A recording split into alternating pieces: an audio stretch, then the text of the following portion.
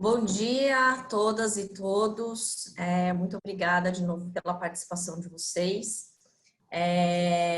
A gente está aqui hoje para falar um pouco, nós convidamos nossos sócios aqui da prática tributária, que vocês conhecem bem, para falar um pouco sobre o projeto de lei 3887, que trata basicamente de tributação corporativa, né? Tem impacto aí relevante para a atividade dos gestores, dos administradores, mas a boa notícia é que não temos até o momento nenhuma proposta de alteração no tratamento tributário, na tributação dos cotistas dos fundos em si. Então, já antecipo aqui a boa notícia. Esse bate-papo aqui com eles, eu vou apresentá-los, mas, por favor, aí ao longo da apresentação, fiquem à vontade para mandar perguntas no nosso chat. No final, a gente vai tentar endereçar todas elas e a gente não conseguir, eventualmente, a gente entra em contato com vocês para fazer um bate-papo. Eu estou aqui com a Renata Correia Cubas, uma das nossas sócias aqui da área tributária, o Flávio Mifano e a Tatiana Penido. Vou passar a palavra para eles para dividir aí com vocês o que tem de novidade nesse projeto de lei. Bom dia, pessoal. Uma breve abertura explicando um pouco de como é que vai ser a nossa dinâmica aqui hoje. Eu acho que a gente tem aqui uma primeira fase daquela reforma que o governo vem anunciando há um tempo. Se a gente fosse olhar esse projeto isoladamente, talvez pudesse ser algo mais tímido, né? Mas ele tem um contexto. Eu acho, no final da nossa apresentação, a Renata vai fazer uma comparação entre o que foi proposto agora pelo governo nesse projeto de lei e as propostas de emenda constitucional que já estão tramitando no Congresso há algum tempo. A Tatiana vai abrir explicando o que é o projeto de lei, aonde ele pretende simplificar regras, aonde ele pretende eliminar disputas, eliminar contencioso, que é talvez um dos grandes motes aí do governo em relação à instituição dessa nova contribuição. Depois a gente passa um pouquinho sobre temas mais relativos à indústria, né? Onde a gente acha que esse projeto de lei, se passar do jeito que está, ele pode impactar mais adversamente a indústria. Vamos fazer um comentário específico sobre isso e aí terminar mesmo nessa contextualização do que a gente espera que vem pela frente. Além desse projeto, pensando no que o governo está pelo menos verbalizando na mídia, nós temos outras fases também de alterações de legislação tributária no campo federal que ainda estão por vir. Então, provavelmente nós veremos uma legislação reformulando a incidência de imposto de renda corporativo, trazendo uma nova sistemática diferente daquela que a gente está operando nos últimos 5 anos, diferente dessa lógica de partir da contabilidade para ajustar a contabilidade e tributá-la, algo diferente que o governo já vem trabalhando mais distante aí do padrão IFRS. Provavelmente a gente vai enfrentar um debate sobre tributação de dividendo e aí, conjuntamente a tributação de dividendo, uma redução da carga corporativa. Precisamos esperar para ver como é que a proposta vem.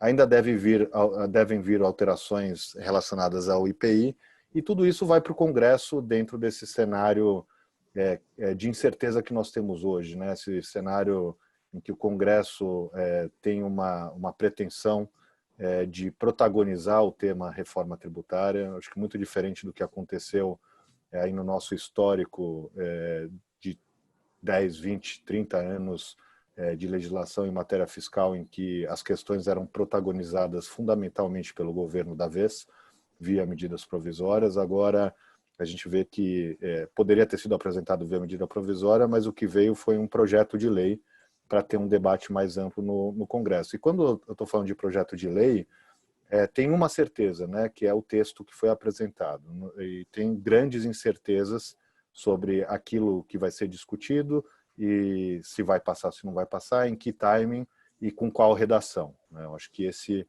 é um pouco do panorama. A gente vai ter que monitorar isso nos próximos meses para entender como é que essas peças todas elas se movem conjuntamente.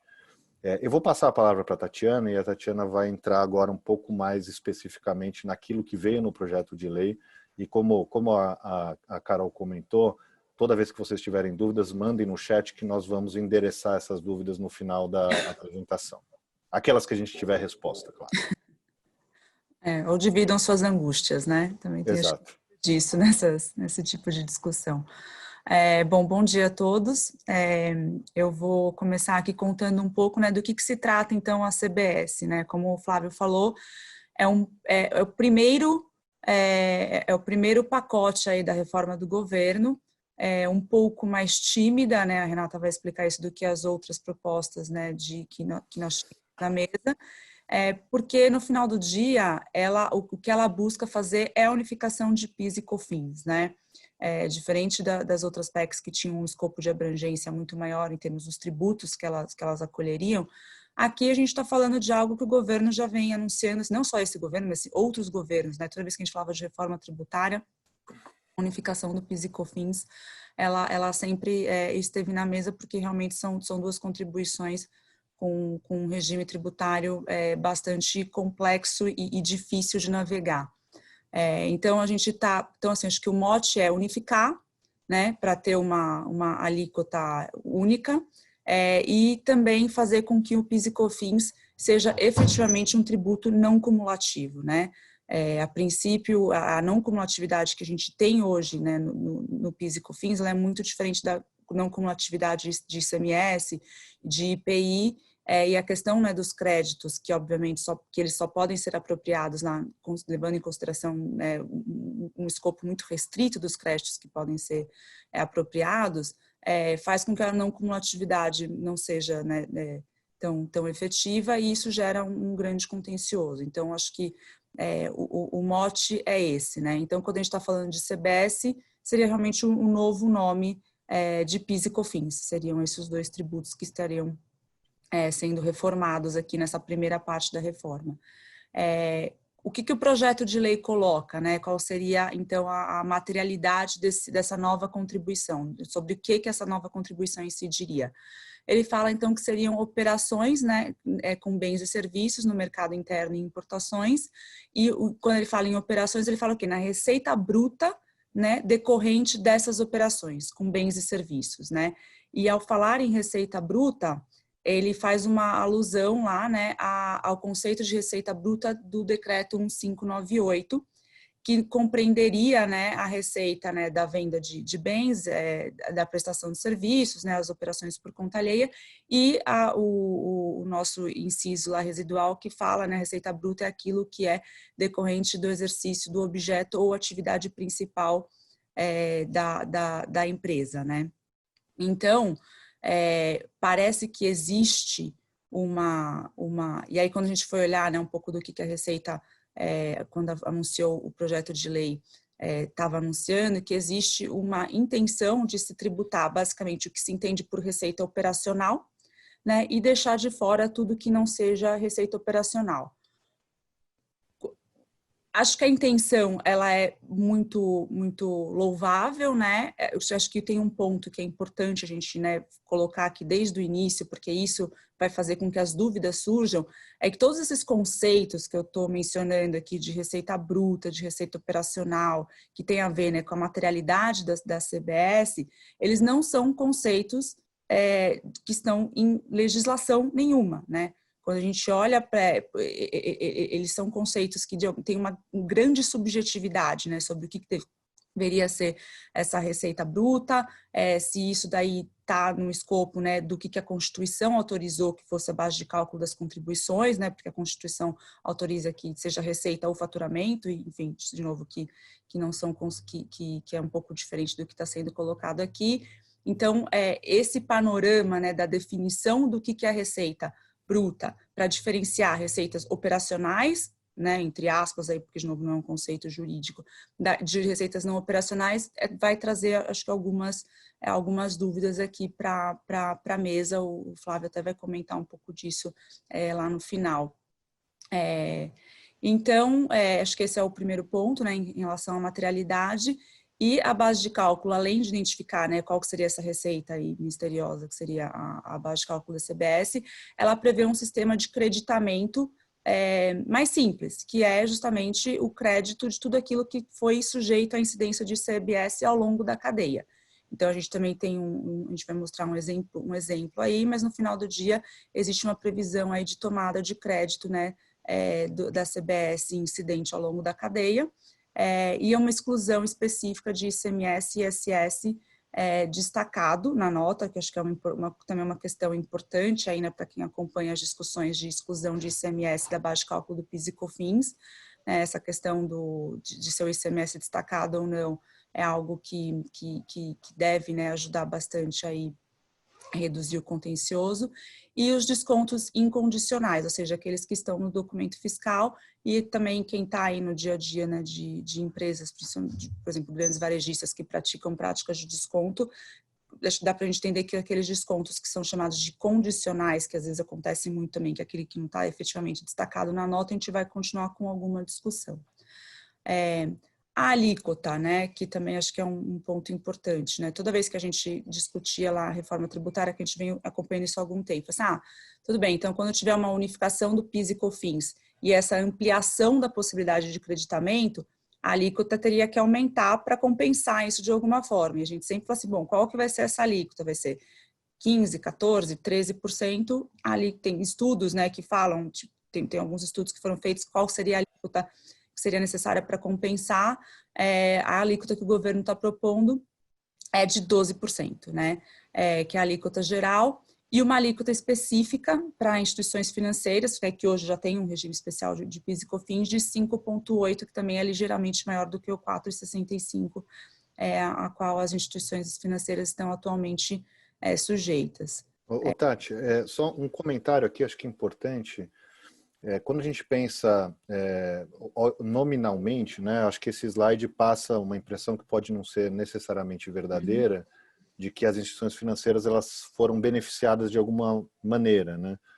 O fato é que, como não há acreditamento para a instituição financeira, então a instituição financeira ela continua com a base de cálculo, com algumas exceções, a gente não vai entrar nesse detalhe aqui hoje, mas semana que vem tem um webinar específico sobre isso, todos estão convidados que quiserem participar. Mas a base de cálculo ela permanece muito próxima do que é hoje, com raríssimas exceções. Então, o que houve para as financeiras em geral foi um aumento de alíquota, né? Saiu de 4,65 para 5,8. O que houve em relação aos demais segmentos, aí depende muito de uma avaliação atividade por atividade, porque embora a alíquota tenha subido de 9,25 para 12, ou em alguns casos de 3,65 para 12, tem que analisar o impacto dessa ampliação da tomada de crédito no caso a caso para entender qual foi a carga efetiva que foi majorada. Então, não é simplesmente uma comparação de alíquota, mas a gente tem que sempre ter em mente a comparação de base de cálculo também. Perfeito, acho que é isso. Acho que hoje a gente vê, né, a grande resistência ao projeto, né, obviamente, que a gente tem visto ao longo dos últimos dias é do setor de serviços, né, que a gente vai falar um pouco disso no final, justamente por conta dessa questão de uma avaliação específica de quais seriam os créditos disponíveis. Aí acho que, continuando, né, contribuintes, né, e responsáveis, nós teríamos, então, realmente as pessoas jurídicas, né, enfim, que seriam sujeitas a essa nova contribuição. Só um ponto, acho que voltando aqui também, acho que a gente vai ter esse webinar, quando a gente está falando aqui das instituições financeiras, tem um rol novo de instituições financeiras, acho que isso é importante também, né, que hoje a gente está acostumado a ver lá as instituições financeiras naquele rol antigo, o projeto, ele também atualiza esse rol de instituições financeiras que estariam sujeitas a essa alíquota majorada. Mas então, falando, né, de pessoas jurídicas em geral e das instituições financeiras, existe aqui uma previsão, a Renata pode, né, também comentar aí, sobre uma responsabilidade das plataformas digitais, né, que é uma responsabilidade um pouco esquisita, né, Rê, porque tem a questão da existência da obrigação em si e a responsabilidade, né? Que a gente tem aqui nesse projeto, né, de lei muitas tentativas de já preparar o terreno para alinhar com as PECs, de sobrepor ou copiar um sistema de IVA europeu e americano, né? Então, essa responsabilidade veio dessa ideia, do que já existe lá fora para situações de não presença de plataformas que estão intermediando, por exemplo, vendas entre pessoas físicas. Então, é uma novidade bastante relevante, especificamente porque a gente nunca viu uma pessoa jurídica lá fora ter que fazer um registro junto à Receita Federal do Brasil. E é essa necessidade que está vindo aqui com esse projeto, está previsto expressamente essa responsabilidade. Quando, por exemplo, o vendedor, né, que está realizando essa operação não emita nota fiscal ou não emita documento fiscal. Então, a plataforma está tendo uma responsabilidade aí solidária.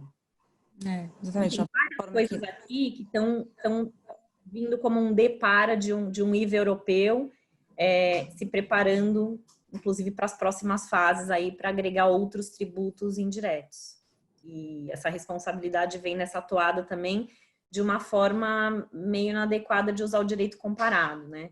Porque a gente não tem aqui arcabouço legal e projeção para fazer uma responsabilização dessa sem ser por lei complementar. Mas aí é uma discussão mais de forma técnica que já tá dando bastante barulho por aí, né?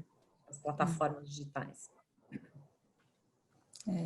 Também, né, continuando, né, a CBS também incidiria aí, né, na modalidade de importação, né, e os contribuintes seriam os importadores, né, ou seja, que estivessem trazendo os bens importados para o território nacional, e existe uma atribuição também de responsabilidade solidária, né, para algumas pessoas, né.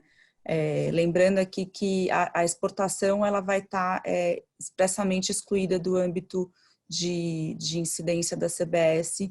Lá na frente a gente vai comentar um pouco mais, mas hoje a gente tem, né, essa grande discussão, né, se a receita de exportação está sujeita a PIS e COFINS ou não, porque tem requisitos a serem atendidos. Aqui a questão fica um pouco simplificada. Aqui acho que é um bom exemplo, né, do que o Flávio estava comentando no começo, sobre a questão da não cumulatividade, né, como a não cumulatividade, da forma como proposta, pode impactar, né, a cadeia e no final do dia não só a cadeia, mas a própria carga fiscal da atividade, né? Por isso que uma comparação de alíquota ela é pobre no sentido de avaliar impactos, né? A gente realmente tem que entender como que esses créditos na cadeia impactariam uma atividade. Então, a gente colocou aí alguns exemplos só mais gráficos aí, bastante básicos, para mostrar como essa apropriação do crédito correspondente ao valor da CBS incidente, né, na cadeia anterior, ela é aproveitada ao longo da cadeia, né? Então, um primeiro exemplo aí, né?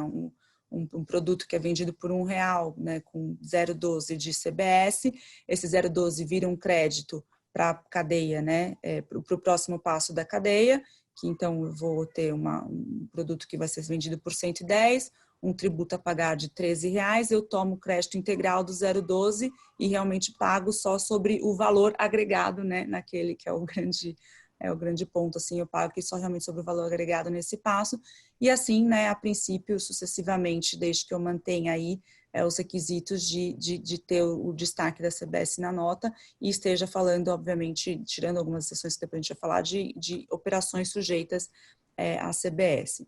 Então, quando a gente fala, né, de regras gerais para aproveitamento desses créditos, né, da forma como está previsto no PL, a gente está falando, então, né, de uma apropriação ampla dos créditos, assim, acabou aquela discussão, né, do conceito do insumo para a atividade, que para quem acompanha, né, um pouco aí das discussões de creditamento de PIS/COFINS, a questão do insumo ela é super polêmica, não temos definição ainda nem do judiciário e cria realmente um grande contencioso. Então, assim, isso realmente seria muito positivo, né? Aí, obviamente, formalidades, né, de condicionada a existência do documento fiscal, com a CBS destacada, utilização do valor nominal, né, sem atualização, impossibilidade do aproveitamento de um crédito de uma receita que na etapa anterior não tenha sido, né, tributada pela CBS, tirando algumas exceções, né, previstas, né. Acho que um outro ponto positivo do projeto de lei, de novo, se ele passar dessa forma, é que os saldos de créditos acumulados podem ser ressarcidos ou compensados com quaisquer outros tributos federais. isso é bastante positivo também. Créditos acumulados não poderiam ser transferidos, né, de uma empresa para outra, né, que a gente sabe que às vezes existe até um pouco isso numa estrutura em planejamento, mas aqui realmente não poderiam ser transferidos, que acho que é a norma mesmo, exceto por uma sucessão empresarial, ou seja, uma transferência que ocorra aí para um movimento tipo, societário, como incorporação.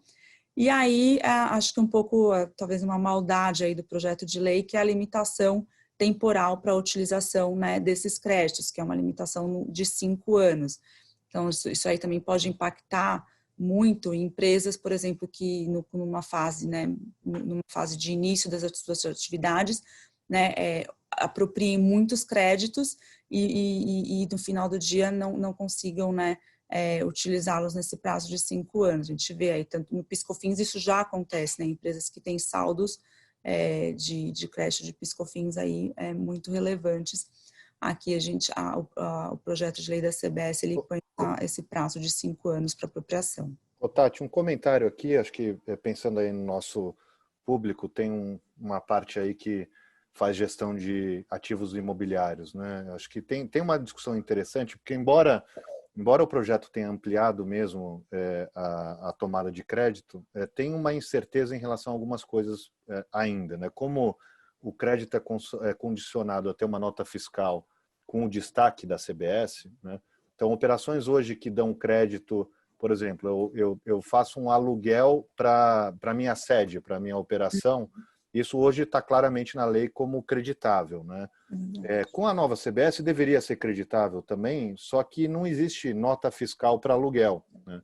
Então a gente acha que vai ter uma necessidade de regulamentação, talvez de uma nota. A nota fiscal, para quem não sabe, ela é um documento ou do Estado ou do município, né? E ele só é emitido em operações que estão ou sujeitas a ICMS ou sujeitas a ISS. Talvez vá ter uma necessidade da Receita Federal regular uma nota para operações não sujeitas a ICMS e ISS, como é o caso das locações, né? Isso pode ser importante dependendo do segmento. E um outro comentário para esse segmento aí de gestão de ativos imobiliários, né? Hoje, que vai ser impactado de uma maneira diferente por esse projeto, se eu pensar no desenvolvimento de projetos imobiliários, né? Então, vou desenvolver lá um prédio comercial para gerar renda no futuro e vou fazer isso dentro de uma SPE em vez de fazer dentro de um fundo imobiliário. O que vai acontecer é que na fase de desenvolvimento você vai ficar acumulando muito crédito. Muitos créditos. Crédito de construção, crédito dos serviços que são tomados, e como as construções geralmente demoram, né, 1, 2 anos, na hora que você começa a gerar renda para aproveitar esses créditos, você já está mais ou menos no meio do caminho desse prazo que a Tatiana comentou, que é o prazo de 5 anos. E aí, talvez não dê tempo de aproveitar todos os créditos no fluxo da renda, né, no fluxo do aluguel, e vai precisar pedir uma restituição, ressarcimento ou algo do gênero. Eu acho que essa regra não foi muito bem pensada para esse segmento, né, Tati? Exatamente, para qualquer tipo de segmento que demande um investimento muito grande, né, numa fase pré-operacional ou de início de atividades, e que obviamente gere esse grande acúmulo de créditos que depois não poderiam ser compensados com receitas futuras, né, ainda que tivesse uma trava, igual a gente tem no IR e na CS, né, mas pelo menos assim manter a possibilidade de creditamento aí futuro. De novo, é o que está no projeto de lei também, né? Precisamos acompanhar como é que isso daí vai ser endereçado aí no processo de discussão do PL. Acho que um último comentário aqui é a questão da transição, né? Então, o que acontece com o saldo de PIS e COFINS, né? Que também não poderiam ser utilizados para desconto, né? Apenas para compensação com a própria CBS. Também, enfim, acho que é uma questão aqui a receita. Acho que aqui a gente colocou um pouco, assim, nós, obviamente, desde que o projeto de lei foi anunciado aí, acho que tem quase uma semana, nós temos feito várias discussões aqui, temos um pouco das nossas percepções iniciais, né, que a gente queria dividir com vocês. Acho que são percepções que, obviamente, toda vez que a gente discute, seja, né, entre nós aqui, outra vez que a gente tem a oportunidade de discutir com alguns dos nossos clientes, a gente sempre agrega alguma coisa a essa percepção inicial. Primeiramente, acho que é bastante claro e não temos muitas dúvidas de que assim, existe uma amplitude na possibilidade da apropriação dos créditos, né, porque a gente sai de um rol bastante limitado, né, e com mais a questão da discussão do insumo, e realmente tem uma possibilidade de creditamento aí mais irrestrita, que tenderia realmente a reduzir o contencioso tributário, que acho que é uma outra grande pauta desse governo, então acho que faz sentido. Acho que a questão, né, de receitas não operacionais realmente aparece, né, de novo, o que está anunciado, que a intenção do projeto de lei é que essas receitas não integrem a base de cálculo dessa contribuição. O que vai restar aqui para a gente? A discussão, né, de qual é esse conceito de receita bruta, né? Então, assim, o que deveria, então, estar acolhido por essa contribuição. E aí, acho que conexo a essa discussão, né, do que seria a receita operacional / bruta, é a questão da tributação das receitas financeiras, né? Assim, também, de novo, quando o projeto foi anunciado, a Receita colocou de uma forma bastante clara que isso aí deveria ficar de fora, né? Tem só essa menção esquisita aí a acréscimos à Receita Bruta como multa e cargos em geral, mas acho que a gente precisaria ainda fazer uma reflexão aqui sobre o alcance se as receitas financeiras, quando, né, de alguma forma conexas ou enquadradas, né, no objeto ou atividade principal da empresa, se então nessa situação elas deveriam, né, estar sujeitas à incidência da contribuição da CBS, né. E aí, eventualmente, né, se a gente ficasse restrito a tributar receita financeira desde só quando conexas à atividade ou objeto principal da empresa, aquelas que não conexas, por exemplo, receita de variação cambial, outras receitas financeiras em geral, né, de aplicações, por exemplo, de caixa, a princípio realmente ficariam resguardadas, ficariam salvas dessa incidência, né. Acho que existe realmente uma simplificação de obrigação acessória, né? A gente consegue entender isso quando a gente olha lá para como isso está previsto no projeto de lei. Tenderia a ser um pouco mais simples, não é? Acho que talvez não seja essa simplificação que a gente imagine, mas no nosso mundo acho que já poderíamos falar que isso é positivo. Uma expressa exclusão de ICMS e ISS, descontos da base de cálculo, que também, para quem acompanha, né, as discussões aí do que se exclui da base de cálculo de PIS e COFINS, também é positivo, porque tende a ficar muito mais claro. Um outro ponto que talvez não seja, de novo, acho que dependendo do setor não seja tão positivo, mas também está em linha com o que vem sendo anunciado aí de acabar com esses benefícios setoriais, né, que acabam distorcendo o sistema como um todo. Ela prevê uma alíquota única para todos os setores da economia, tirando as instituições financeiras, né, que a gente já comentou. O que significa? Né? Significa que alguns setores podem ser mais ou menos onerados, porque quando você leva todo mundo para uma alíquota única, tem gente que vai pagar muito mais, tem gente que vai pagar muito menos, dependendo aí de novo da possibilidade dos créditos disponíveis aí no desenvolvimento, dependendo do seu ramo de atividade. Em linha com isso, né, o fim de regimes privilegiados e benefícios, exceto por alguns setores que continuariam no monofásico. Então, esse PL, de novo, acho que naquela ideia dele ser um pouco menos ambicioso, ele não acaba de vez com esses regimes, ele mantém para alguns setores.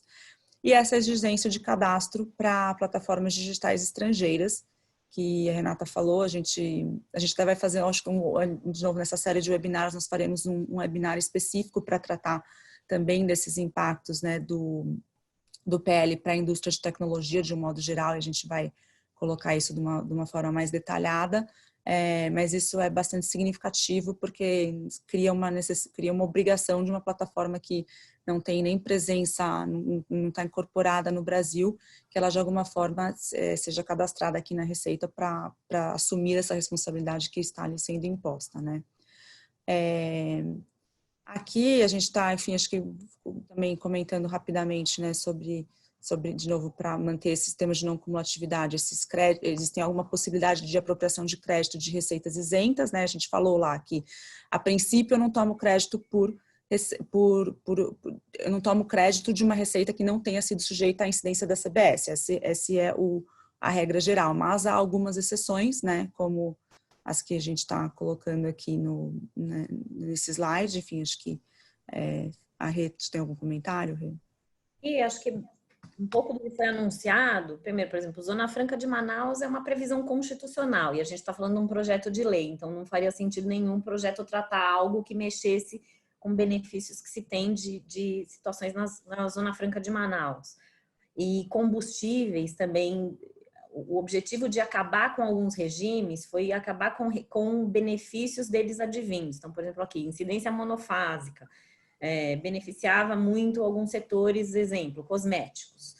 Agora, a mesma incidência acontece para combustíveis em algumas situações. Então, eles estão mantendo o que havia antes no mesmo formato, né? Só fazendo um depara, sem alteração aí de cargo de formato de tributação para combustíveis, e mantendo alguns benefícios que não atrapalham nem o ponto do recolhimento. Algumas coisas eles já esclareceram que estão mantendo por enquanto por questões técnicas, né? E vão ser mudadas no curso da implementação no que toca à reforma mais ampla. Mas acho que isso aqui a gente está tratando de itens de regime de transição ou de itens que por questões técnicas ou constitucionais foram mantidos aqui nesses créditos de receitas isentas. Uhum. Imunes, aqui no caso, pela Constituição como a Zona Franca. Aí acho que também, né, bastante mais informativo, né? Acho que imunidades e isenções, muitas delas são mantidas, né? Por exemplo, receitas, né, de venda de cesta básica, tem uma polêmica se isso no final do dia vai onerar ou não vai onerar mais. Receitas, né, de prestação de transporte público, prestação de serviço de saúde recebida do SUS, a imunidade, né, de novo, que é constitucional, não teria como ser diferente, né, de templos, partidos políticos, sindicatos, etc.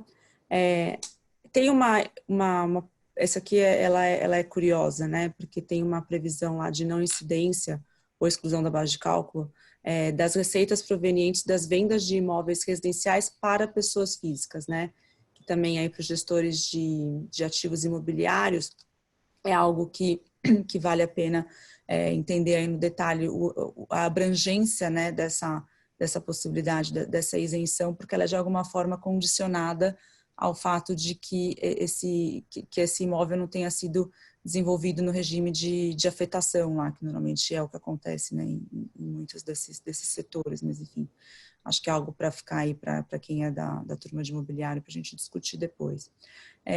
Matérias-primas para pesquisas científicas e importações para a Zona Franca, de novo, como a Rê falou, porque é algo que está previsto lá. Imunidades, né, para entidades beneficentes de assistência social, e outras não incidências aí que também estão sendo colocadas na regra de uma forma bastante específica. Depois a gente vai dividir a apresentação, quem tiver algum interesse específico a gente pode também tratar nas perguntas. Há um comentário ali, Tati, Rê. nas imunidades, isenções e não incidências. Acho que aqui a gente vai, como eles já mencionaram, tratar algumas controvérsias que existem em cada um desses setores para aplicação plena disso que está aqui. E algumas dessas já foram anunciadas pelo próprio governo como transitórias. Então, por exemplo, aqui só para ilustrar a cesta básica. Uhum. A gente imagina que mexer em cesta básica num momento como esse era algo polêmico e muito difícil, inclusive, de ser aprovado.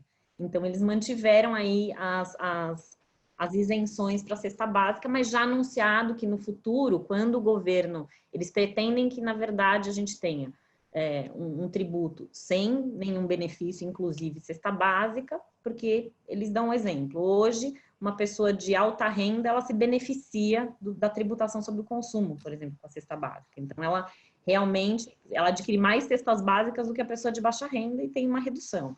Então, o objetivo é que isso seja devolvido só para as pessoas de baixa renda como um programa aí do governo de financiamento. Enquanto esse programa não estiver pronto, se mantém a isenção da cesta básica. Isso mexe bastante, por exemplo, com agro, com varejo, né? Esses setores são bastante afetados por essa isenção quando e se isso mudar, e isso acontece aqui ao longo dessas outras imunidades e isenções, né? Com coisas que vieram já regulamentando como será o reconhecimento, por exemplo, de entidades beneficentes, pode reduzir o espectro. Então, aqui, cada um dos nossos encontros focados nesses setores vai abordar aí as específicas controvérsias que podem existir na aprovação do PL, que já estão sendo bastante debatidas. Isso aí. Acho que aqui também um pouco, né, os regimes específicos, né, que foram mantidos, né, pelo projeto de lei. Os zonas de livre comércio, que são definidas também constitucionalmente como a Zona Franca, e as isenções como estão, fizeram um depara permitindo esse crédito presumido de 25%. De novo, algo que não se mexe. E aqui os regimes de combustíveis também, como eu comentei, e cigarrilhas, cigarrilhas e cigarros, que vão se manter no monofásico. A justificativa é que seria muito mais complicado arrecadar tentando passar isso para o não cumulativo e alterar o regime dessas duas frentes. Então, eles cancelaram o monofásico daquilo que gerava benefício fiscal para alguns setores, como eu já mencionei, por exemplo, cosméticos. E acho que aqui a gente entra um pouco, né, numa segunda parte da nossa apresentação, né, então, assim, uma vez já um pouco esclarecida do que se trataria a CBS, a gente tentou fazer um exercício aqui de quais seriam os impactos, né, para vocês mesmos, né, para gestores de fundos de investimento, pelo menos o que a gente está antecipando. O Flávio vai colocar aí um pouco das nossas considerações. Tá bom. Bom, pensando aí no universo de gestores, né, primeiro a possibilidade de tomada de crédito, né, olhando esse quadradinho do meio aí do nosso slide. A gente tem na atividade de gestão, hoje, obviamente tem os gestores que estão lá no lucro presumido, que não tomam crédito e estão sujeitos ao PIS/COFINS, à alíquota de 13,65, e os gestores que estão no lucro real, que tomam algum crédito, mas com muita dificuldade, porque o nosso principal insumo na indústria, como é também para nós advogados, é a mão de obra, né? A pessoa física que trabalha dentro da nossa entidade, da nossa corporação, e continua não sendo possível tomar crédito de mão de obra própria, né? Então, acho que isso é uma má notícia para prestadores de serviço em geral. Então, o fato do conceito de insumo não estar mais na mesa e da gente ter um crédito potencialmente mais abrangente não necessariamente vai fazer com que a alíquota efetiva do setor seja muito diferente da alíquota nominal de 12%. Pensando em que tipo de crédito talvez não seria possível antes tomar e hoje passa a ser possível, olhando aqui no nosso quintal, por exemplo, uma fatura de honorário de advogado que seja emitida por um gestor, né? Tem muitos casos que a gente emite a fatura direto para os fundos, né? Mas os casos em que a fatura vai para o gestor, porque a atividade ela é específica do gestor e não um interesse específico do fundo, esse honorário antes, mesmo para quem estava no lucro real, pagando lá o PIS/COFINS não cumulativo, ele dificilmente se enquadraria no conceito de insumo. E agora, como não tenho mais a vinculação ao insumo, o crédito é mais amplo, dá para tomar crédito desse tipo de nota. Assim como os demais assessores, né? Assessores financeiros, bancos que eventualmente possam prestar esse serviço, teriam uma restrição porque o banco está dentro de um outro regime. Mas assessores financeiros que não sejam instituições financeiras, que eventualmente venham a prestar serviço para o gestor e não para o fundo, podem habilitar algum crédito. Tendo a acreditar que isso é a exceção. Na maioria dos casos, a gente vai ter esses FIIs alocados no nível dos fundos, né?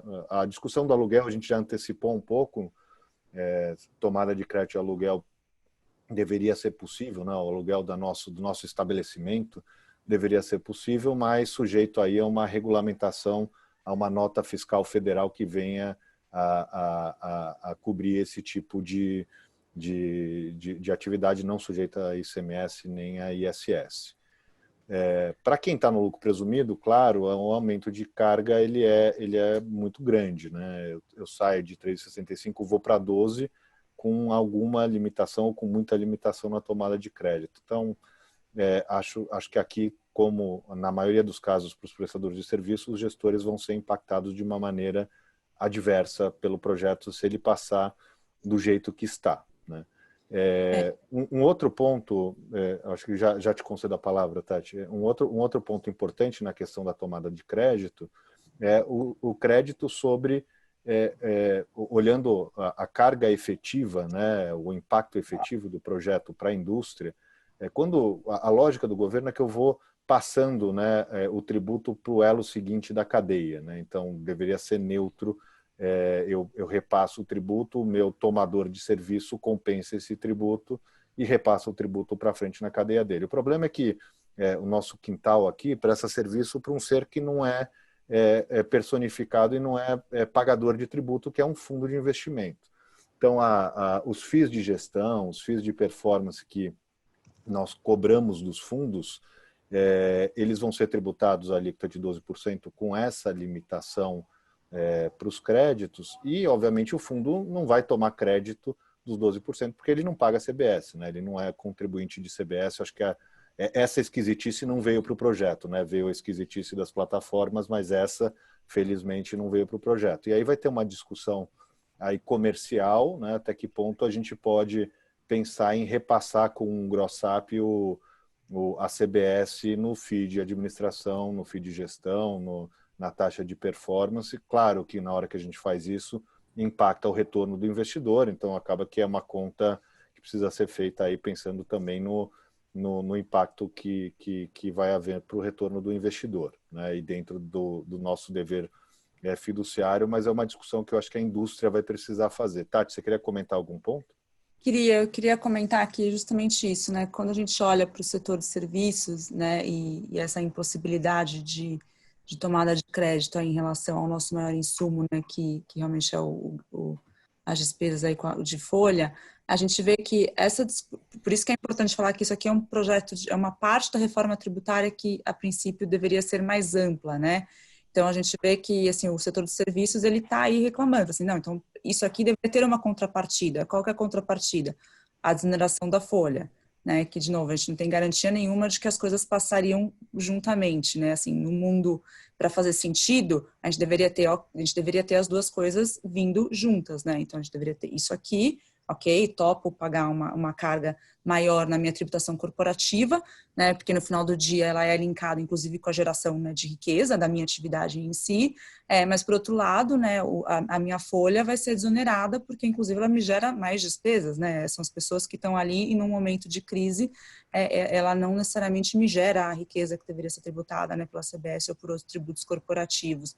Então, eu acho que isso também é uma coisa que a gente vai ter que acompanhar, se realmente a gente vai ter esse projeto de lei andando junto com a desoneração que está anunciada, que deve vir aí num próximo pacote. E aí, quando a gente fala de desoneração de folha, acho que vem uma outra frente da reforma que também vai ser importante. Ok, mas para desonerar a folha, o que a gente tem que fazer para compensar essa receita que vai ser perdida com a desoneração de folha, até porque o gasto de previdência está aí, né? Não dá para desonerar a folha com os gastos que nós temos.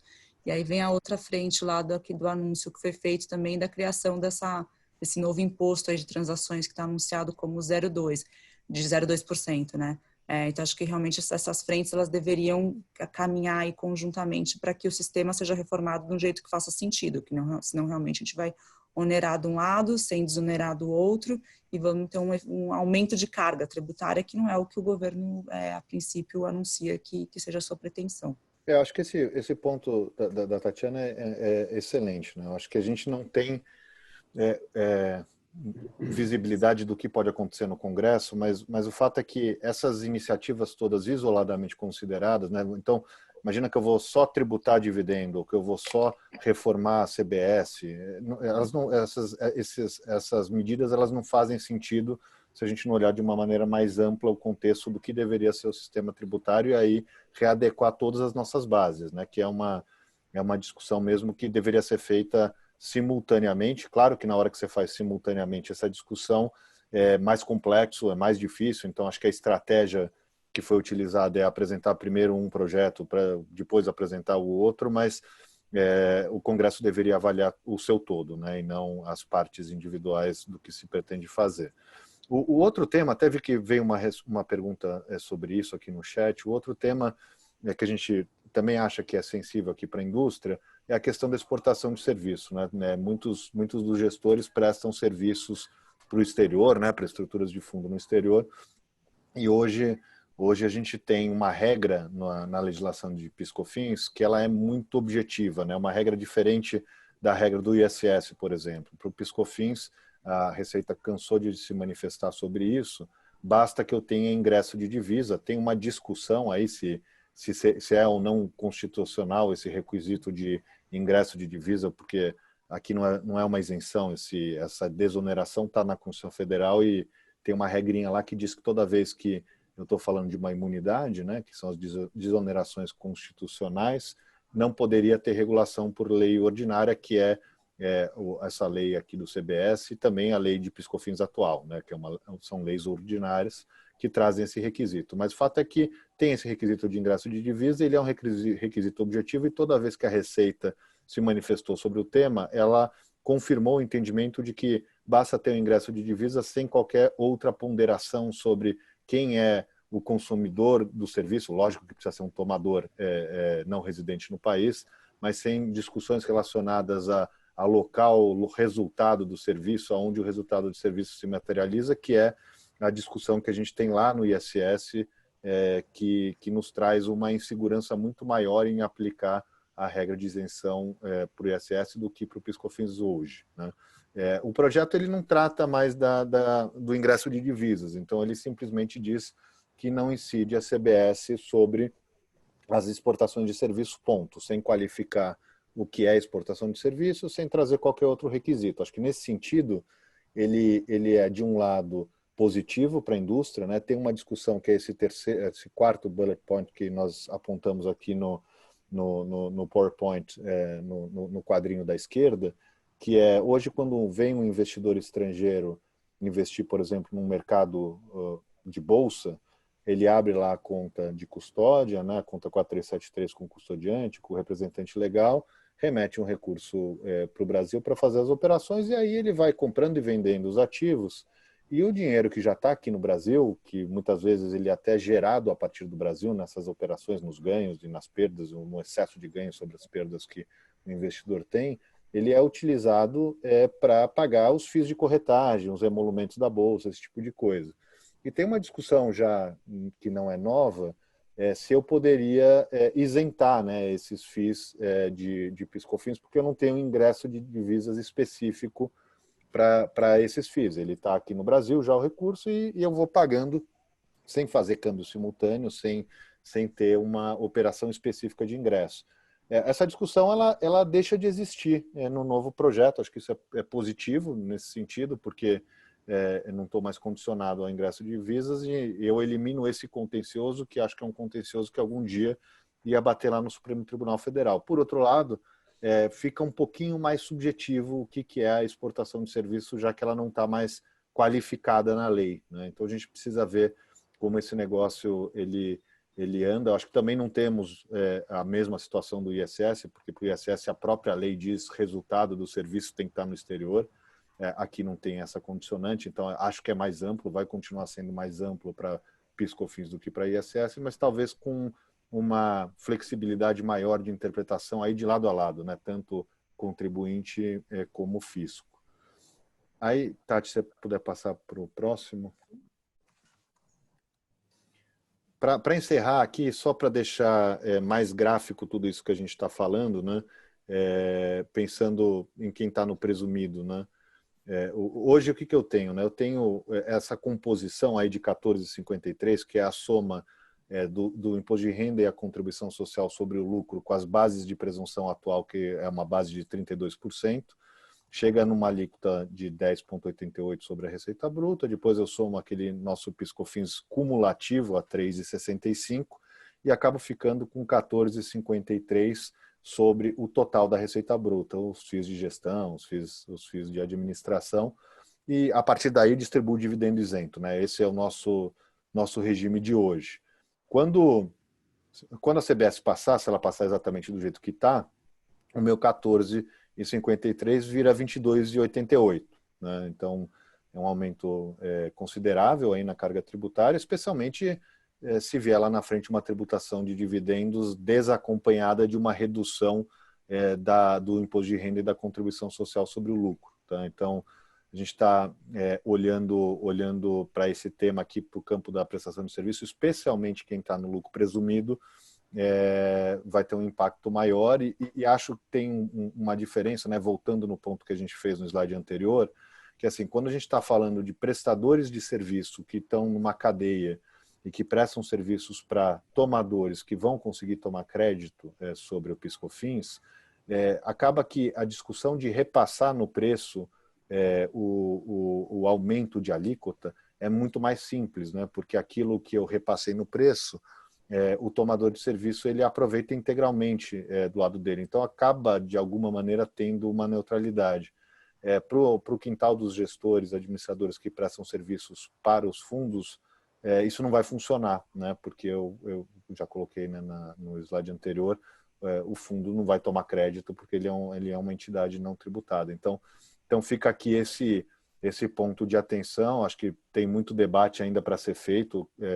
Claramente a gente pode tentar interferir nesse debate e levar os temas sensíveis para a indústria, para o Congresso, mas do jeito que está, a notícia não é uma notícia necessariamente boa aqui para os prestadores de serviços. Aqui o governo, só para um comentário, né, Flávio? O governo ele tem dito, né, uma das premissas era o não aumento de carga tributária. E o governo tem se posicionado muito no sentido de que o que ele fez aqui foi recompor exatamente o valor. Primeiro porque antes a gente tinha as contribuições elas incidiam por dentro, e agora isso vai ficar transparente, se faz um cálculo por fora. Então, só para deixar sair de dentro e para fora, iria de, por exemplo, aqui era 9,25, iria para 10,25. E acabou ficando em 12 para recompor os créditos que agora são amplos. Então, essa foi a justificativa que foi dada para o governo e também o que eles dizem. Alguns vão ter que realmente pagar mais e outros menos. Isso vai afetar diferentemente os setores para poder tratar os serviços e bens de uma perspectiva de neutralidade fiscal. Ou seja, os benefícios não estarão aqui, eles serão endereçados via reforma fiscal em outras fases.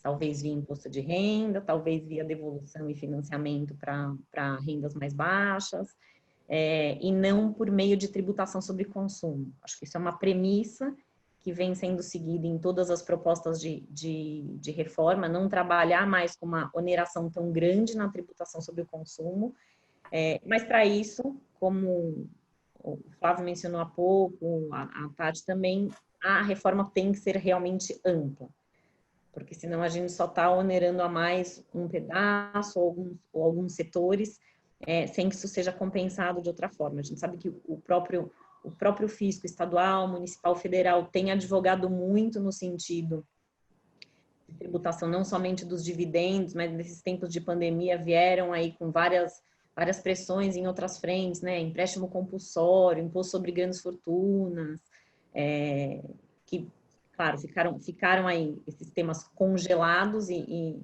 não se voltou a eles, se voltando novamente a essas propostas, mas o princípio é esse: para funcionar e para ser efetivamente uma reforma, ela tem que ser ampla e ela tem que endereçar a tributação sobre o consumo e a tributação corporativa como um todo.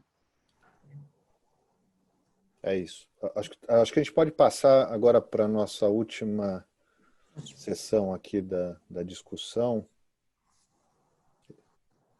Acho que aqui a gente tentou trazer o contexto em que esse PL se insere, né? Porque até agora, nos últimos 5 anos, podemos dizer, a gente tem discutido reforma tributária num sentido muito amplo, né? Aqui são as que são os frutos das discussões dos últimos anos e, como sempre, acho que a gente pode afirmar com segurança, não nos últimos 5, mas nos últimos 30, 50 anos, toda vez que se tentou fazer uma reforma ampla, e a amplitude sempre seguia no sentido de diminuir o número de tributos e criar uma tributação única e uniforme, não houve êxito. Então, sempre se pensou em criar um tributo consumível que agregasse 1, 2, 4, 6, 9 tributos.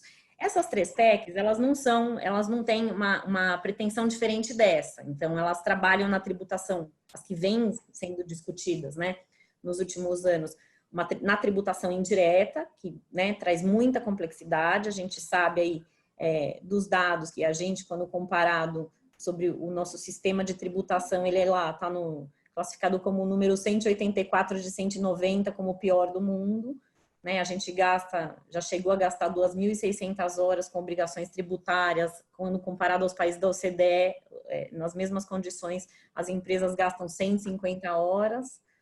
Então, para endereçar esta parte de burocracia, litígio relativo aos tributos indiretos, guerra fiscal, essas PECs vieram com propostas de uniformidade.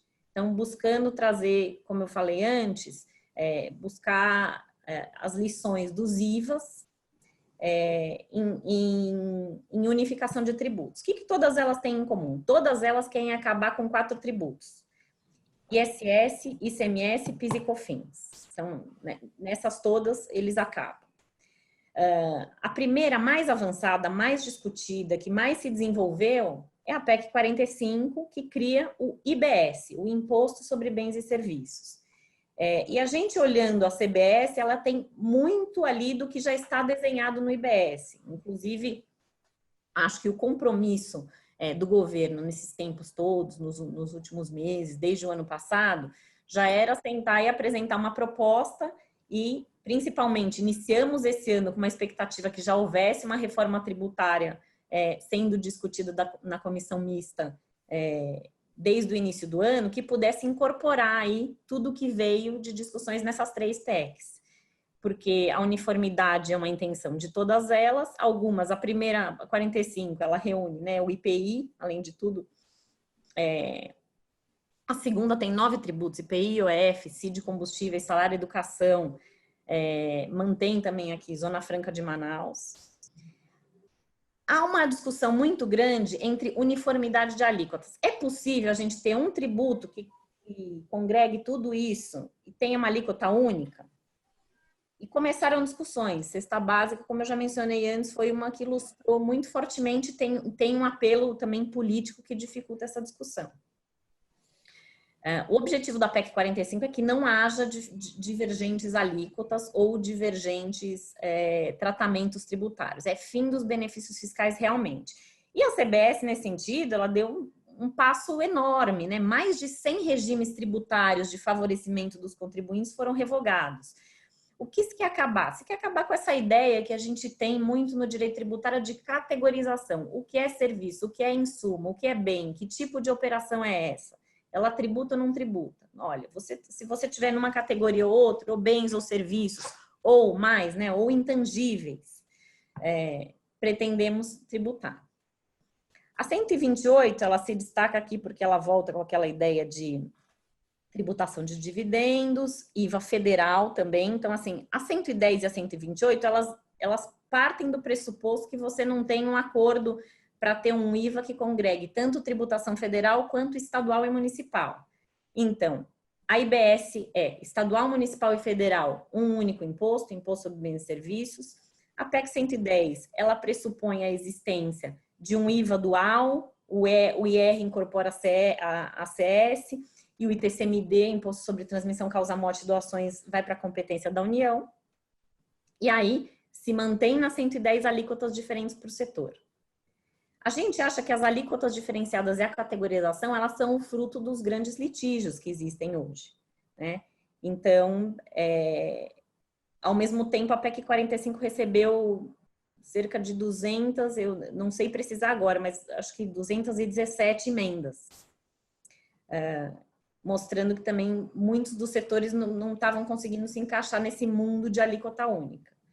E muito que a gente discutiu era no sentido de que para poder uniformizar entendimento de estados, municípios e União, a gente teria que ter, talvez, ouvir essa expressão de alguns dos membros ali do governo, em especial do pessoal responsável pela administração tributária, dizendo, olha, precisava realmente começar o mundo de novo, né? Precisava começar o Brasil hoje para agregar tudo numa coisa só. E até em função disso, a gente está passando por uma situação em que quase que tem que começar muitos negócios e o mundo de novo. Então,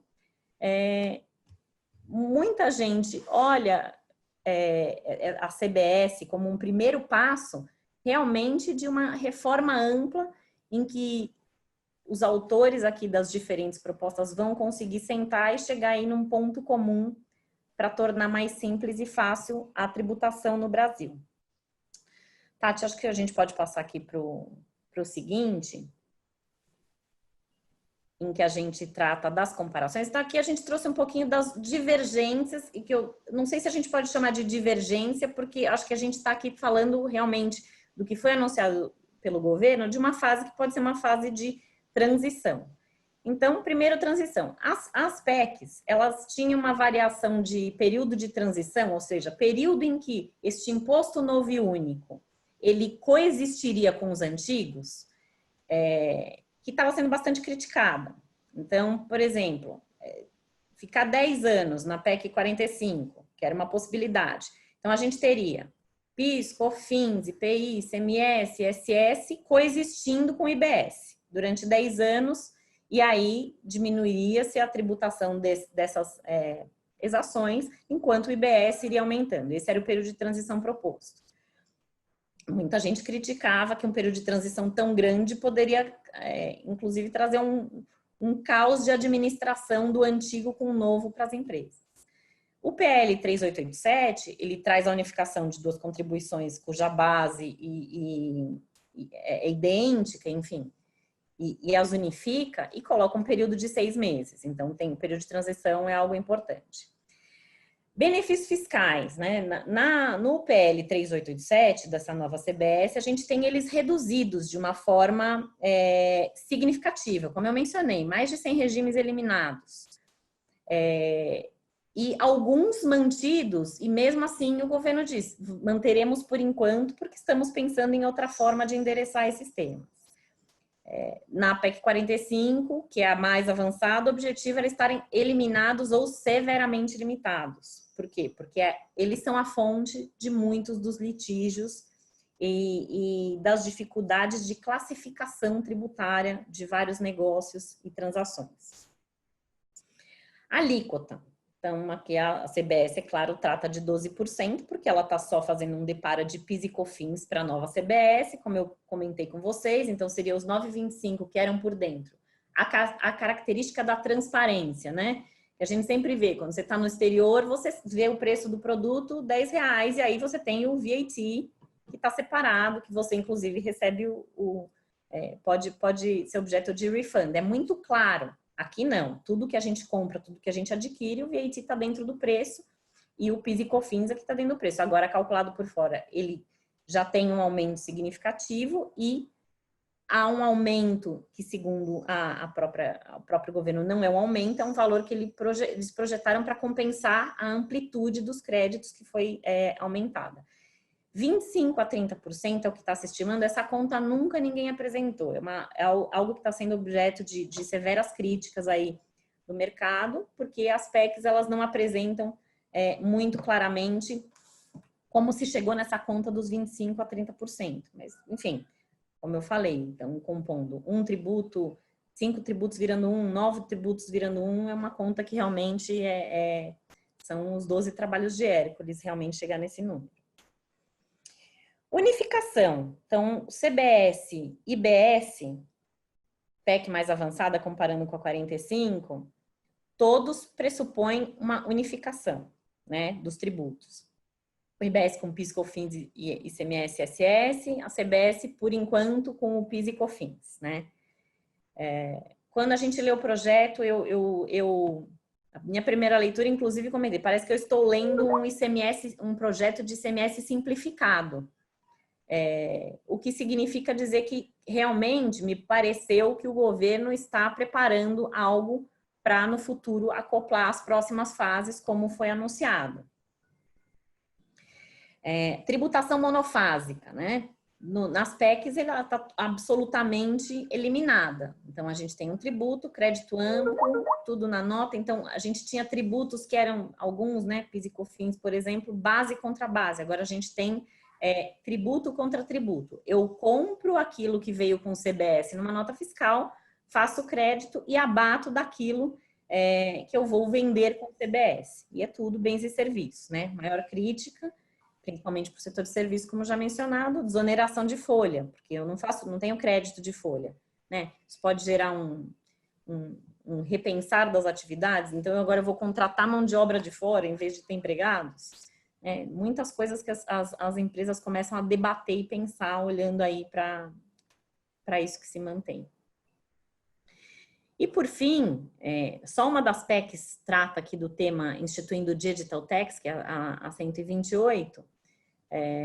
As outras não tratam, mas abarcam operações que estão relacionadas a direito de uso, a cessões de direitos intangíveis de uma forma geral, e essa novidade da responsabilização dos marketplaces por venda sem documento fiscal, né? Ou seja, quando o marketplace está intermediando, essa é uma novidade que assustou um pouco a todos, inesperada. Na perspectiva do governo, eles dizem isso não é nada demais, o mundo inteiro já faz assim, mas a gente vê que do ponto de vista técnico há uma crítica muito severa ao formato e à garantia dos direitos individuais do contribuinte mesmo, porque há uma forma que protege esse tipo de aprovação e motivos pelos quais se responsabiliza marketplaces que não necessariamente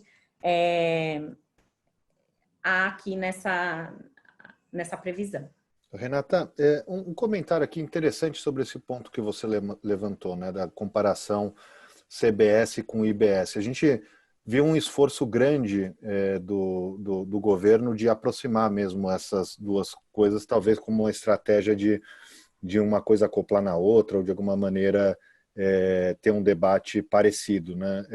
Tanto é que a contribuição, ela chama contribuição sobre bens e serviços, que é para espelhar o que é o imposto sobre bens e serviços, mas dentro do que existe de limitação hoje de base constitucional, né? Eu não sei se todo mundo sabe, a gente tem um sistema muito rígido na nossa Constituição Federal que reparte competência tributária entre Estado, município e União Federal, e está lá escrito sobre quais bases podem ser cobradas contribuição. A Tatiana colocou isso no começo, né? Então, a contribuição social ou é sobre lucro, né? A gente tem lá a CSL, ou sobre folha de pagamento, ou sobre receita. Não tem uma contribuição social sobre bens e serviços prevista na Constituição. Por isso, quando você lê o projeto, o primeiro artigo ele começa dizendo essa contribuição incide sobre bens e serviços, operações com bens e serviços. Mas o artigo 2º diz o fato tributável, né, o fato gerador, é a receita bruta. Então, as coisas elas estão relativamente descasadas porque foi um esforço que o governo fez para aproximar as duas discussões, né? E acho que a gente vai ver, talvez, esse projeto de lei do IBS ganhando alguma tração mesmo no Congresso, e aí precisa ver como as duas coisas interagem, né, Renata? Exatamente. Acho que ali o objetivo foi exatamente endereçar a autorização constitucional, né? Porque acho que diferente dos outros países, a gente tem absolutamente o sistema tributário totalmente e detalhadamente previsto na nossa Constituição. Então, a discussão temos que ter uma reforma constitucional tributária para poder mudar o sistema, e acho que aqui foi um esforço no sentido de fazer com que essas coisas se encontrassem, porque se tinha por objetivo tributar bens e serviços, mas a gente não tinha uma autorização constitucional para fazer isso com contribuição, só com receita. E por outro lado, o governo colocou que, como é o governo federal propondo uma proposta, a ideia foi que ele só está mexendo naquilo que é de competência dele, né, que é tributo federal, para deixar o Congresso discutir com estados e municípios a reforma mais ampla. Vai ser interessante ver como é que isso se desenvolve aí agora nesse 2º semestre. Sim, a gente sabe que assim, tem bastante gente olhando com bons olhos toda essa simplificação, né, que promete, mas que é um primeiro passo de vários, e tem bastante gente já vendo inconstitucionalidades aqui nessa proposta, né? Exatamente por esses motivos que a gente discutiu. Acho que não vem ao caso a gente entrar aqui com muita technicality de tributário, mas podemos passar, Tati, porque daí a gente vai também para as convergências e finaliza. Então, aqui, o que a gente tem entre todos, né? Incidência sobre intangíveis em todos, creditamento amplo, como pressuposto e como a gente disse, uma coisa é a gente pensar no creditamento amplo, outra coisa é a gente olhar quanto aquilo impacta de carga tributária no negócio. O exemplo dos serviços é o mais clássico, né? Muita gente do serviço estava criticando que, por exemplo, a manutenção para instituições financeiras daquela alíquota mais baixa deveria ter sido pensada também para os serviços. A razão da manutenção da alíquota para as financeiras, para as instituições financeiras, é exatamente pelo fato dela não aproveitar créditos. E os serviços podem aproveitar os créditos, mas, ao mesmo tempo, o maior custo dos serviços normalmente é folha. Possibilidade de apuração centralizada, uniformização de alíquotas, cálculo por fora em todos, né? Atendendo aí um princípio de transparência, desoneração de exportações, ou seja, como já é hoje, e simplificação, né? As outras fases que estão anunciadas, que podem apresentar mais convergências ou outras divergências, elas estão com foco no imposto de renda, né, tributação de dividendos, no IPI, com o objetivo de criar, em todas aquelas que extinguem o IPI, é uma intenção de se criar um imposto seletivo no lugar do IPI, né, um imposto que seria incidente sobre externalidades negativas, né? E a questão das folhas de pagamento. Além, no anúncio, o governo indicou que já estaria conversando com os estados, já teria feito 5 reuniões com os estados para falar sobre como agregar aí no futuro o ICMS aqui. E tem uma discussão mais difícil, mas que também foi iniciada com os municípios, né? Essas foram as informações que o governo passou ao protocolar o seu projeto. Temos aí o desafio do entendimento aqui entre os entes federativos e essas novas fases, porque as maiores críticas que vêm advêm exatamente do fato de que, se você fala muito em reforma tributária, mas você só alterou essa sistemática e só unificou o PIS e COFINS, você acaba tendo feito muito do que já foi feito nos últimos 50 anos, que eram mini alterações na legislação tributária, que criavam uma expectativa muito grande nos contribuintes de melhoria, mas acabavam trazendo mais desafios, mais contencioso e, claro, um receio que todas as empresas tenham de que, se isso acontecer, a gente acaba tendo os problemas antigos somado a novos tributos, né? Novos problemas com novos nomes, mas com os mesmos operadores. Acho que a gente tem um desafio aqui muito importante, que é cultural, né? Se fala em transparência e que, por exemplo, no Canadá ou na Nova Zelândia, quem reclama quando há uma reforma tributária são os consumidores, porque eles veem que o que eles estão pagando nessa transparência, isso aqui é o preço do meu produto ou do meu serviço que eu consumo, e o que vem a mais é imposto. E aqui a gente não tem essa cultura, a gente sempre tem tudo embutido com imposto, a gente tem uma tributação do consumo muito forte. Então, mudar também o mindset dos operadores do direito que vão lidar com isso de lado a lado é algo importante para que isso consiga ser implementado. Acho que finalizamos aqui. Obrigada, Rê. Acho que sim. A gente queria, enfim, a gente recebeu algumas perguntas no chat que a gente já tentou ir endereçando aí ao longo da apresentação. Eu acho que tem um tema aqui passar, né? Acho que veio uma pergunta, assim, o Simples continua como está, com a vantagem que quem adquirir de empresa de Simples pode creditar. Tá? Então, tem a questão do Simples. Os incentivos fiscais dos estados. Também veio uma pergunta aqui. Por enquanto, não tem nada tratado dos estados, né? Isso está dentro da proposta do IBS, acabar, né, com os benefícios, obedecendo os períodos de transição aí de guerra fiscal. Mas acho que agora a gente vai ter uma discussão mais forte com os estados a partir da reinstauração aí da comissão mista de reforma tributária, que vai trabalhar mais com os estados e com os municípios. Acho que a partir daí a gente vai ter mais notícias sobre os benefícios. Em princípio, o objetivo que tem sido anunciado nos últimos anos e que é o mote aí das propostas que estão na mesa é o fim dos benefícios e o fim de diferenças tributárias, para que a tributação indireta de consumo de bens e serviços ela tenha uma neutralidade. Acho que... Mas requer uma mudança bastante importante aí de cultura e de visão de toda uma supply chain de serviços e produtos importante, que é bem desafiadora.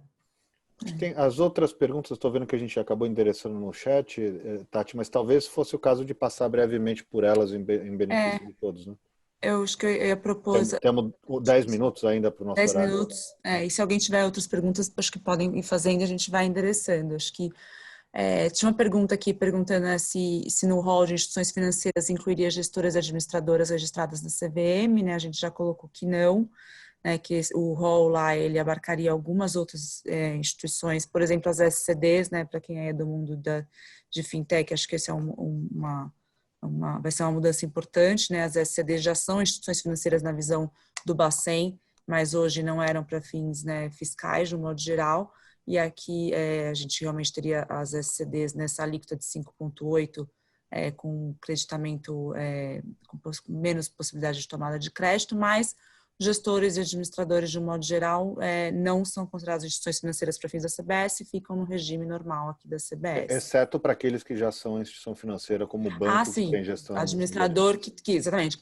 perfeito, que cumula, né? Com certeza, exatamente. Acho que tem uma outra pergunta aqui. Qual o objetivo do governo em vedar a utilização dos créditos acumulados de PiscoFins como desconto na apuração da CBS, limitando-os apenas à compensação via Perdicomp? Qual o efeito prático? Limitar a 5 anos, né? 5 anos.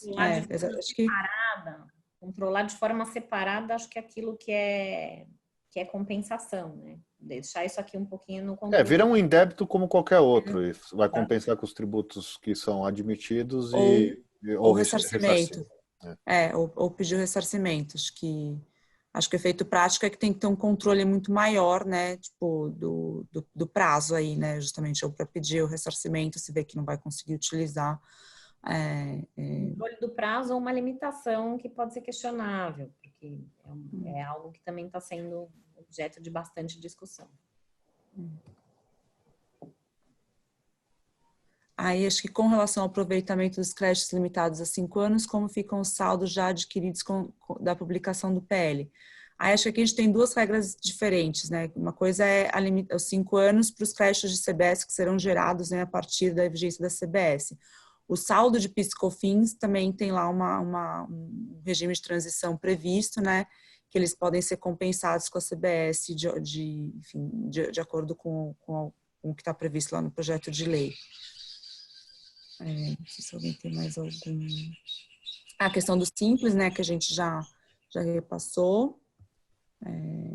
Acho que tem uma pergunta aqui, acho que da Marta, sobre a história de repassar a CBS nos FIIs de gestão e administração. Aqui é uma discussão comercial, né? Então, já que o fundo não consegue tomar crédito, né, se eu repasso a CBS no FII, né, que significa simplesmente engrossapar o nosso FII de administração e de gestão para aumentá-lo na mesma proporção para compensar o aumento do tributo. Da alíquota. Se a gente faz dessa maneira, como o fundo não toma crédito porque não é uma entidade tributada, ele vai acabar sendo um impacto final, né, um aumento de carga tributária definitivo que não vai ser absorvido na cadeia, ele morre no fundo, e aí, obviamente, isso vai impactar de alguma maneira o próprio retorno do investidor, né? Então, se eu estiver cobrando uma taxa superior dele, ele tem um retorno líquido da taxa menor do que ele tinha antes. Então, é uma avaliação que vai ter que ser feita aí pensando nos contratos de gestão de cada um, pensando nos negócios de cada um, se até que ponto a gente já tem ou não cláusulas que permitem o gross-up de tributos, e se não tem, se é conveniente fazer esse arranjo para neutralizar o aumento do imposto. Era isso. Tem uma outra pergunta aqui do Cleidson, perguntando se alguma dessas propostas vai mudar a legislação dos FIPs, né, para investidores estrangeiros. A gente tem projetos de lei pendentes lá de apreciação no Congresso, né, que pretendem mudar, sim, a tributação dos FIPs, mas não estão nesse pacote de reforma do governo agora, né? A gente tem realmente os projetos que a gente vem acompanhando já há algum tempo, né, da tributação dos FIPs conforme a classificação de entidade de investimento ou não, as iniciativas para colocar cotas em fundo fechado, isso tudo continua da mesma forma, mas não estão nesse pacote. Acho que... não tá sendo, o tema acho que pode voltar, mas ele não está sendo tratado de maneira conjunta com a reforma. E eu acho que não é esperado que afete investidor estrangeiro. Acho que as discussões relacionadas ao investidor estrangeiro são muito mais no campo de segurança jurídica e alterações que eventualmente possam trazer mais segurança jurídica para a indústria, mas não relacionadas à reforma tributária. O nosso desafio é que nada é muito tratado em conjunto, às vezes, e acho que é por isso. Muitas vezes você tem aí PECs se desenvolvendo no sentido de ter uma unificação de tudo, uma uniformidade, uma ausência de benefício fiscal, e outros projetos buscando a implementação destes, mesmos que estão sendo tratados como algo que tem que ser eliminado pela PEC. Então, acho que é um desafio que a gente tem. Deixa eu ver se tem mais alguma pergunta nova aqui. Então, a pergunta da Márcia se a gente acredita que dividendos pagos por empresas venham a ser taxados, dividendos pagos para os limited partners. Acho que é um outro, talvez seja uma segunda fase da reforma, né? A tributação de dividendos, aí independentemente, talvez, de quem seja o destinatário do dividendo. Acho que, pelo menos, a gente não me lembro de ter nenhum tipo de exclusão para dividendo pago para investidor estrangeiro, por exemplo. Acho que realmente a gente teria uma tributação de dividendo meio que... O que pode acontecer aí deveria... pelo menos para quem investe através de FIP e cumpre as regras, e com toda a discussão com certeza, que é cumprir as regras, eu segurar o dividendo na carteira do FIP, incorporar na carteira do FIP e depois amortizar isento para o não residente, né? Mas aí não é o dividendo que vai ser isento, e sim a amortização. Exatamente. Aí não é o dividendo sendo pago da empresa para o limited partner, né? É realmente o dividendo, acho que indo por dentro do fundo, acho que realmente teria isso. E aí, de novo, a princípio, isso a gente espera que isso venha acompanhado de uma redução de tributação corporativa. E acho que dependendo da alíquota, também a gente vai ter que entender um pouco se algum tratado que o Brasil tenha impacte aí na redução dessa alíquota. Normalmente a gente tem alíquotas máximas aí que podem ser estabelecidas de acordo com os tratados que o Brasil é signatário. Acho que a Márcia aqui esclareceu que a pergunta dela era mais relacionada ao dividendo pago aos sócios de empresa no lucro presumido. Enfim, eu acho que a gente vai precisar esperar para ver como vem essa segunda fase da reforma, mas provavelmente ela vai vir tributando dividendo tanto real para presumido, mas também reduzindo em alguma medida a tributação corporativa para os dois casos. Então, aí vai ser mais uma questão de entender quais são as alíquotas e o impacto final. Nós temos que esperar para ver. Acho que a gente tem tempo para mais uma aqui, acho que é para você, Rê. Que a CBS, para os setores em que vai haver aumento com a alíquota de 12%, não vai aumentar também a base do ICMS que incide sobre o valor da operação. Não sei se você está lendo aí. Tipo, hoje...